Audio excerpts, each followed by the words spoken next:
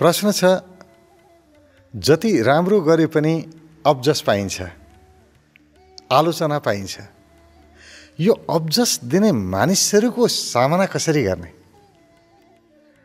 सुन्दर प्रश्न छ। अब्जस दिने मानिसहरूको सामना कसरी गर्ने? अब्जस दिने मानिसहरूमा ध्यान लगाउन बन्द गर्ने,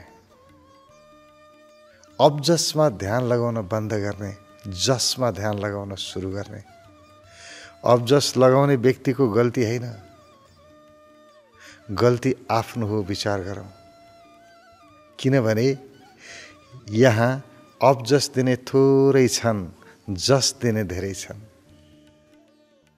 तपाईँ जे काम गर्नुहुन्छ त्यसको प्रशंसा गर्ने व्यक्ति अनगिन्ती छन्, तर ती प्रशंसा गर्नेहरूतिर हाम्रो ध्यान जाँदैन। कति व्यक्तिहरूले न प्रशंसा न आलोचना दुइटै गरेका हुँदैनन्। मौन समर्थनमा धेरै मानिसहरू हुन्छन्। मानिस तीन तहका हुन्छन्। तपाईँले जेसुकै काम गर्नुहोस्, तीन प्रकारका मानिस पाउनुहुन्छ। एउटा त जस दिने, आहा कस्तो राम्रो गरी सही भन्ने। अर्को अब्जस दिने, जे गरे पनि अब्जस दिइहाल्ने, तेरो भएन, यो गल्ती भयो, गल्ती मात्रै देखाउने। र अर्को प्रकृतिका अधिकांश मानिसहरू चाहिँ बीचको मध्यम धारमा हुन्छन्। न जस न अब्जस, चुप लागेर बस्छन्। हेरे, आहा ठिक छ भने, अब मनले जे भने उनीहरू व्यक्त गर्दैनन्। हामी त्यो मौन बस्ने व्यक्तिहरूको पनि हिसाब राख्दैनौँ, जस दिने व्यक्तिहरूको पनि हिसाब राख्दैनौँ। हामी अब्जस दिने व्यक्तिहरूको हिसाब राख्छौँ। मेरो कुरा म जे गरिरहेको छु, जे बोलिरहेको छु, हजारौं मानिसले सुनेका हुन सक्छन्। त्यसमध्ये एकजना व्यक्तिले पनि आलोचना गर्यो भने त्यो मेरो विषय बन्छ। म त्यसमा चिन्ता गर्न थाल्छु या चिन्तन गर्न थाल्छु। जे भए पनि त्यसमा कुरा चलाउन थाल्छु मनमा, एकजनाको विषयमा। अरू अधिकांश मानिसले ठिक भनेका छन्, त्यो ठिक भनेकोतिर ध्यान हुँदैन। सबैले ठिक भनेको खुसी एकजना व्यक्तिले बेठिक भनिदियो भने सबै चकनाचुर हुन्छ। एउटाले गाली गर्यो पुग्यो, कति मानिसले समर्थन गरेका थिए, तर एकजनाले आलोचना गरिदियो, तेरो यो गलत हो भनिदियो, बाबा बसिन सक्नुहुन्छ। हाम्रो मन छटपटिन थाल्छ। यसको अर्थ के हो भने हामीले राम्रो गर्ने व्यक्तिहरूतिर ध्यान दिएनौँ, समर्थन गर्ने व्यक्तिहरूतिर ध्यान दिएनौँ। आलोचना गर्ने व्यक्तिहरू, विरोध गर्ने व्यक्तिहरूतिर मात्रै ध्यान दियौँ। समस्या यहीँबाट उब्जियो। जहाँसम्म आलोचना गर्ने व्यक्तिहरूको कुरा छ, तपाईँ जस्तो सुकै गर्नुहोस्, जति सुकै राम्रो काम गर्नुहोस्, आलोचना गर्ने मान्छे पाइन्छ। र जति सुकै नराम्रो गर्नुहोस्, एक्का दुक्का समर्थन गर्ने पनि मान्छे पनि पाइन्छ। जसरी एक्का दुक्का आलोचना गर्ने मान्छे पाइन्छ, त्यसै गरी जति नराम्रो गरे पनि एक्का दुक्का समर्थन गर्ने मान्छे पनि पाइन्छ। यहाँ नराम्रो भन्दा नराम्रो कर्मको पनि समर्थकहरू छन्। समर्थकको कमी हुँदैन। कति व्यक्तिहरू आतंकमा चाहिरहेका हुन्छन्, अनाहकमा निर्दोष प्राणीको हत्या गरिरहेका हुन्छन्। सार्वजनिक स्थानमा विस्फोटक पदार्थहरू राखेर त्यो निरीह निर्दोष प्राणीहरूको, निर्दोष व्यक्तिहरूको हत्या गरेका हुन्छन्। र त्यस्ता हत्याराहरूको पनि त समर्थन गर्ने मान्छे छन् नि। त्यति नराम्रो गर्दाखेरि पनि समर्थन पाइन्छ, तर थोरै मान्छेको पाइन्छ। धेरैले समर्थन चाहिँ गर्दैनन्, थोरै मानिस पाइन्छन् त्यस्ता समर्थक। त्यसै गरी जतिसुकै राम्रो काम गरे पनि आलोचना पाइन्छ। यहाँ कसको आलोचक भएन होला? भगवान कृष्णको आलोचक भएनन् कि? भगवान बुद्धको आलोचक भएनन् कि, भगवान रामको आलोचक भएनन् कि, भगवान शिवका आलोचक भएनन् कि, कसको भएनन्? कसको कामको चाहिँ पुरा समर्थन भयो यहाँ? कसैको पनि भएन। जे जति पनि महापुरुषहरू भए सबैको आलोचना भएकै थियो र अहिले पनि भइरहेको छ। त्यसकारण सबैबाट मैले समर्थन पाउनुपर्छ भन्ने आशा नै दुःखको मूल कारण हो। आलोचनाको अथवा आलोचक व्यक्तिहरूको सामना गर्ने एउटै मात्रै तरिका हो, त्यसले मलाई समर्थन गरोस् भन्ने इच्छालाई त्यागिदिनु।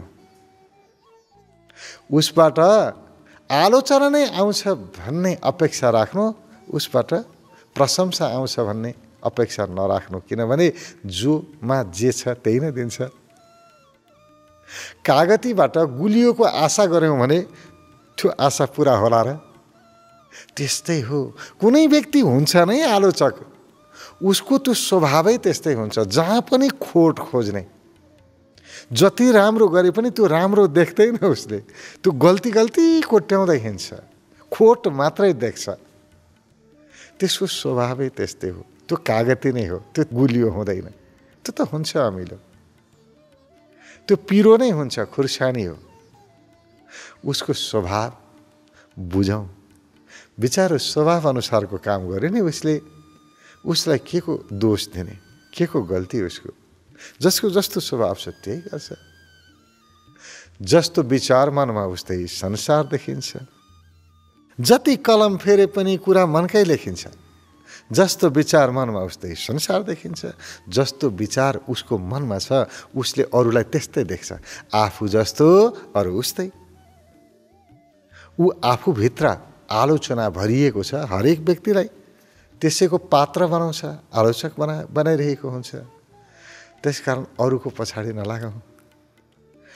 कसले के भन्यो छोडिदिनुहोस्।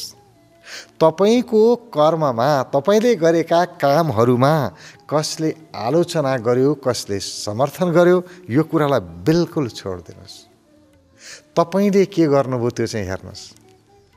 मैले गरेको काम म आफूलाई चित्त बुझेको छ कि छैन, मलाई राम्रो लागेको छ कि छैन, मलाई आफूले गरेको काम सम्झेर आफैलाई गर्व लागेको छ कि छैन, वाह कति राम्रो गरेँ है मैले, त्यो मनमा आयो कि आएन? आयो भने सारा दुनियाँले नराम्रो भन्नुहोस् केही फरक पर्दैन। तपाईको अन्तरात्माले ठीक भन्यो बस सकियो। अरूले त कसले राम्रो कसले नराम्रो भन्छ, साध्य लाग्छ र पछि लागेर एउटाले एउटै कुरा गर्यो राम्रो भन्छ, अर्कोले त्यही कुरालाई नराम्रो भन्छ। कहाँ कहाँ सच्चा हुनु? जे एउटालाई राम्रो लाग्छ अर्कोलाई त्यही नराम्रो लाग्छ। कसैलाई मुस्कुरायो हाँस्यो भने राम्रो लाग्छ, कसैलाई हाँस्यो भनेदेखि ए कस्तो उत्तौलो किन हाँस्यो त भन्छ। अब हाँसे पनि सुख छैन, रोए पनि सुख छैन। यहाँ त जे गरे पनि आलोचना पाइन्छ। चुपो लागेर बस्यो भनेदेखि कस्तो फुलेर बसेको भन्छ। अब हाँस्यो भनेदेखि कति उत्तौलो भएको भन्छ। अब ए बाबा गरौँ त के गरौँ? त्यसकारण अरूको पछाडि नलाग्ने। अरूले के भन्छन् छोडिदिनुहोस्। मेरो भित्री मनले के भनेको छ, मैले गरेको काममा मलाई गर्व छ कि छैन, वाह राम्रो गरेँ भन्ने छ कि छैन। यहाँ त आफ्नो कामको प्रशंसा आफैले गर्नुपर्छ। म काम गरौँ अनि अरूले प्रशंसा गरोस् भनेर आशा गर्नुभयो भने यो दुःखको कारण हुन्छ। आफ्नो कामको प्रशंसा आफै गर्ने, वाह मैले राम्रो गरेँ, आफै खुसी हुने। आफ्नो चित्त बुझ्यो नि, भित्र भइहाल्यो नि, मैले जे गरिरहेको छु शुभ गरिरहेको छु, सर्वहिताय गरिरहेको छु। आफ्नो पनि कल्याण अरूको पनि कल्याण हुन्छ। मैले गरेको कामबाट कसैलाई नोक्सानी हुँदैन, मलाई थाहा छ नि, बस पुग्यो पुग्यो। अरूले के भन्छ छोडिदिनुहोस्। यही नै औषधि हो। अरूको आलोचना अथवा अरूले अब्जस दिन्छन्, त्यो अब्जसको सामना गर्ने, अब्जस दिने व्यक्तिहरूबाट बच्ने सर्वाधिक महत्त्वपूर्ण विधि यही हो कि अरूले जस दियोस् अब्जस दियोस् त्यता ध्यान नदिने। मैले चाहिँ अब्जस दिएँ कि जस दिएँ आफूलाई हेर्ने। कहिलेकाहीँ आफैले गरेको काम देखेर आफैलाई विरक्त लाग्छ। हत्तेरिका कस्तो गरेँ है मैले, नगर्नु पर्ने थियो गरेँ, यस्तो लाग्छ नि। हो त्यहाँ तुरुन्तै सच्याउने। अरूले तैँले राम्रो गरिस् भने पनि त्यसलाई नमान्ने। अरू मान्छेले त भने ओहो तैँले राम्रो गरिस्, ठिक छ नि त, त्यो त भइहाल्छ नि, ठिक गरिस्। अरूले ठिक गरिस् भने तर आफ्नो मनमा के लाग्यो भने हत्तेरी यो नगर्नु पर्थ्यो। जस्तो भनौँ न कसैसँग झगडा गरियो, कसैलाई गाली गरियो, अर्को मान्छेले के भन्छ उताबाट ताली बजाउँछ, वाह ठिक गरिस्, अझ हिर्काउनु पर्थ्यो, तैँले त गाली मात्रै गरिस्, झगडा गरिस्, राम्रो गरिस्। झगडा गर्दाखेरि पनि समर्थन पाइन्छ, तैँले अझ पिट्नु पर्थ्यो, गाली मात्रै गरिस् तैँले भन्ने व्यक्तिहरू पनि पाइन्छ। तपाईँको मनले के भन्छ भित्र अन्तरात्मालाई सोध्नुहोस्, झगडा गर्नु राम्रो हो र, कसैलाई गाली गर्नु राम्रो हो र, कसैलाई चित्त दुखाउनु राम्रो हो? ओहो मैले गल्ती गरेँ है। तपाईँलाई त्यो गल्ती गर्ने लाग्यो भने उसले प्रशंसा गर्नुको केही अर्थै छैन। जतिसुकै प्रशंसा आओस्, जतिसुकै ठिक भनौँ न, तपाईँलाई ठिक लागेन बस लागेन, सकियो। त्यसकारण सच्याउने, अब म गर्दिनँ, आफ्नै मनलाई भन्ने ओहो मैले गल्ती गरेँ, मलाई अहिले गलत लाग्यो मैले गरेको काम, अब म यस्तो दोहोऱ्याउँदिनँ। आफैले आफैलाई वचन दिने, आफू वचनबद्ध हुने। तर अरूले त्यसमा प्रशंसा गरून्, आलोचना गरून्, त्यसको सरोकार नराख्ने। जसरी नराम्रो कुरामा पनि गाली गर्दाखेरि पनि झगडा गर्दा पनि प्रशंसक पाइन्छ, त्यसै गरी कहिलेकाहीँ सेवा गर्दाखेरि पनि सहयोग गर्दाखेरि पनि आलोचना पाइन्छ। कति ठाउँमा त सहयोग गर्न गयो, कोही मान्छे दुखी छ बिचारो, दुखी मान्छे छ नि त, सहयोग गर्न गयो भनेदेखि अर्को मान्छे आलोचना गर्ने के भनेर बस्छ, है के को सहयोग गर्न गएको, तेरो त्योसँग के सम्बन्ध छ, ल अब केही लाग्यो, यस्ता पनि मान्छे पाइन्छ। जस्तो विचार उस्तै संसार। उसको मनमा त्यो फोहोर भरिएको छ, अरूले गरेको काममा पनि ऊ फोहोरै देख्छ। अब त्यस्ता फोहोरीको पछाडि लागेर चित्त दुखाउने कुरा हुन्छ र? छोडिदिनुहोस्, उसको भन्ने काम हो भन्यो, तपाईँको सेवा गर्ने काम हो, गर्नुहोस्। तपाईँले कुनै व्यक्तिलाई नाताको कारणले सहयोग गरेको होइन नि, दुःख पर्यो उसलाई अनि सहयोग गरेको। सहयोग त्यसलाई गरिन्छ जो कमजोर छ, आफ्नो भनेर सहयोग गरेको होइन, नाता पर्छ भनेर गरेको होइन। कमजोर थियो बिचारा, सकेन उसले, अनि मैले मद्दत गरेको हो नि त। यो मद्दत गर्नलाई पनि नाता गोतै चाहिन्छ र? तर यहाँ मान्छे हुन्छन्, ऐ के नाता हो तेरो, किन गरेको तैँले? यस्ता मान्छे पनि पाइन्छन्। हेर्नुहोस् यो संसारमा, यो त्यही भएर यो संसारलाई पूर्ण भनिन्छ कि जे पनि छ यहाँ, राम्रो पनि पुरा छ, नराम्रो पनि छ, के छैन। संसार सागर, यो सागर जस्तो भयभरका सब कुरा मिसिएको छ यसमा, फोहोर सफा सबै कुरा छ। यो जगतमा राम्रा मान्छे, नराम्रा मान्छे, ठिक बेठिक जम्मै कुरा छ। त्यसकारण कहिलेकाहीँ नराम्रो आउँछ, कहिलेकाहीँ राम्रो आउँछ। जे आयो यो स्वाभाविक हो, संसारमा थियो अनि आयो ठान्ने, तर आफ्नो आफ्नो बाटोमा अगाडि बढ्ने, आफ्नो पथमा अगाडि बढ्ने, आफ्नो लक्ष्य जे हो, आफूले जुन उद्देश्य लिएको छ, आफ्नो जुन काम छ, त्यो काममा निरन्तर अगाडि बढ्ने, कसले के भन्यो नहेर्ने, आफ्नो मनले, आफ्नो अन्तरात्माले के हो भन्यो त्यो कुरालाई हेर्ने, भित्री मनलाई सोध्ने, शान्त हुने, आँखा बन्द गर्ने, आफूलाई चिन्तन गर्ने, त्यसमा के मैले गरेको ठिक हो, आफूलाई लाग्यो मैले यो गरेँ, यो गरेँ, यो गरेँ, यो गर्दाखेरि मलाई आनन्द आयो कि आएन, यो गर्दाखेरि आहा कस्तो राम्रो गरेँ, मलाई त्यो खुसी, त्यो पुलक, राम्रो गरेको प्रसन्नताभित्र आयो कि आएन, एउटा गर्व हुन्छ नि भित्र, वाह कति राम्रो गरेँ मैले भन्ने लाग्यो कि लागेन? लाग्यो भने अरू सारा संसारले विरोध गर्नु केही अर्थ छैन। आफ्नो मनलाई सोध्ने हो, आफ्नो मनले आलोचना गर्यो, आफ्नो मनले अब्जस दियो भने चाहिँ अनिशोचनीय छ। त्यसपछिबाट आफ्नै मनले भन्यो तैँले बेठिक गरिस्, यस्तो गर्न हुँदैन थियो भनेर आफ्नै मनले आलोचना गर्यो, आफ्नै मनले अब्जस दियो भने चाहिँ सुधार तत्काल गर्नुपर्छ।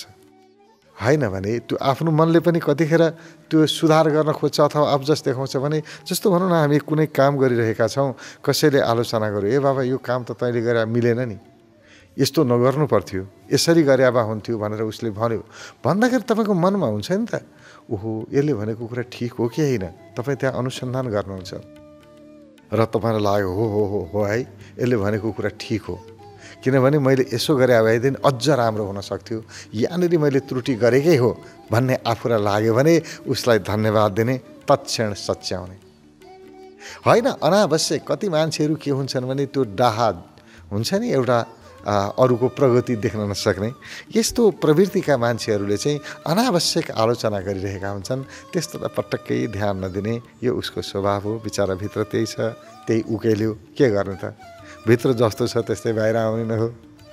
उसभित्र फोहोर थियो, फोहोर आयो, सफा छ भने सफा आउँछ, त्यस्तै हो, जस्तो विचार मनमा उस्तै संसार देखिन्छ।